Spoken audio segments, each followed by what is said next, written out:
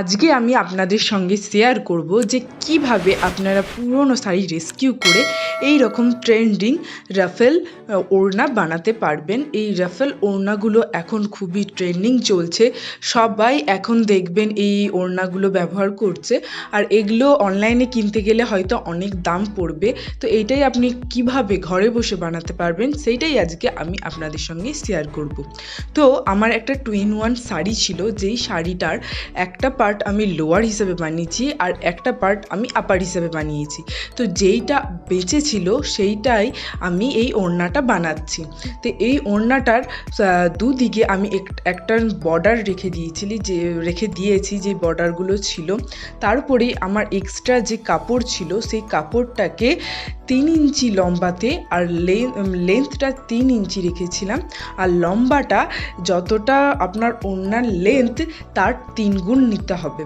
সেই 3 গুণ নিয়ে সেটাকে আমি 5 নম্বর সেলাই চালিয়েছিলাম, দিয়ে আস্তে আস্তে সাইড থেকে সুতোগুলো টেনে নিয়েছিলাম। সুতোগুলো টেনে নিলেই দেখবেন একটা কি সুন্দর কুঁচি পড়ে যাবে। তো আমি আমার 2 সাইডে এই ছোট ছোট কুঁচি রেখেছিলাম। এটা আমার মনে হলো যে একটুকু ছোট ছোট সাইডগুলো ছোট ছোট রাখবো, কারণ আমার কাপড় প্রচুর কম ছিল। এই কম কাপড়ের মধ্যেই আমাকে এটা তৈরি করতে হতো, তার জন্য আমি সাইডে ছোট ছোট রেখেছিলাম। এবং সামনের দিকেও আমার কাপড় কম থাকার কারণে একটা সাইড আমি দিতে পেরেছি আর একটা সাইড দিতে পারিনি। তো এই কুচিগুলো দিয়ে দেওয়ার পর এর উপর একটা চাপ সেলাই দিয়ে দিতে হবে, যাতে কুচিগুলো বেশ ভালোভাবে বসে।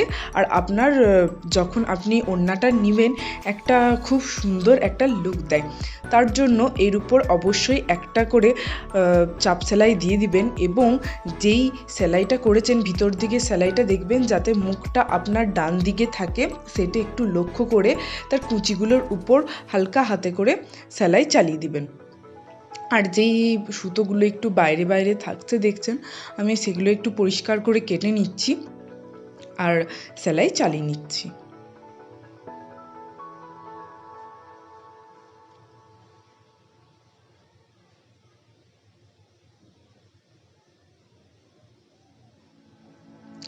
আপনারা চাইলেই এই যে কোনো সিল্কের কাপড়ে হোক, আমি এটা একটুকু সিল্কের সঙ্গে কম্বিনেশন কাপড় ছিল সেই কাপড়ের উপর করেছি। আপনারা যে কোনো কাপড়ের উপর, এখন তো সুতির কাপড়ের উপরও এই রাফেল ওড়নাগুলো বেরিয়েছে, তো খুব সুন্দরই দেখতে লাগছে।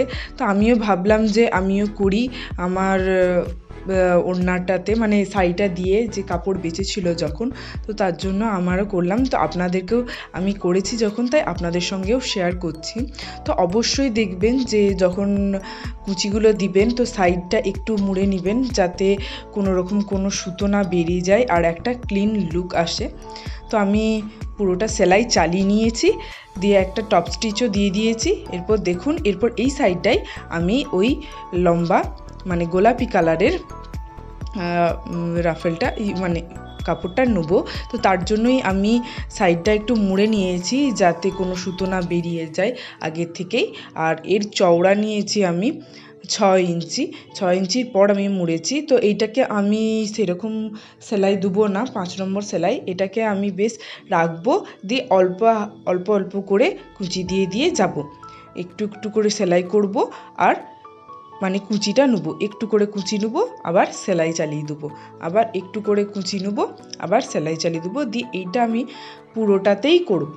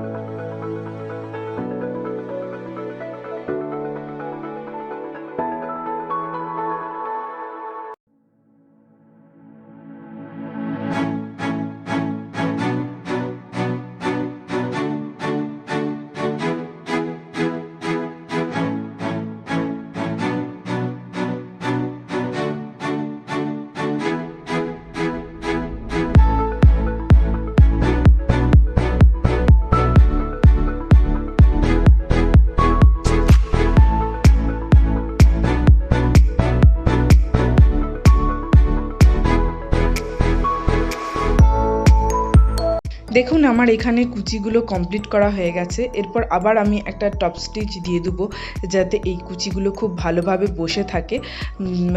কোনো দিয়ে মানে যখন আমি নেবো যাতে একটা ভালো লুক দেয়, তার জন্য একটা টপ স্টিচ দিয়ে দিবেন।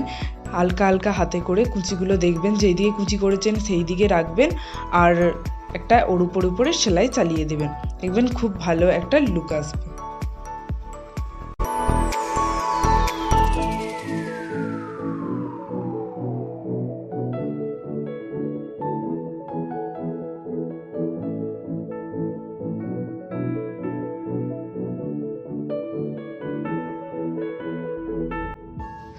আমার রাফেল ওড়না তৈরি হয়ে গেছে। যদি ভালো লাগে তাহলে অবশ্যই একটা লাইক, শেয়ার অ্যান্ড সাবস্ক্রাইব করে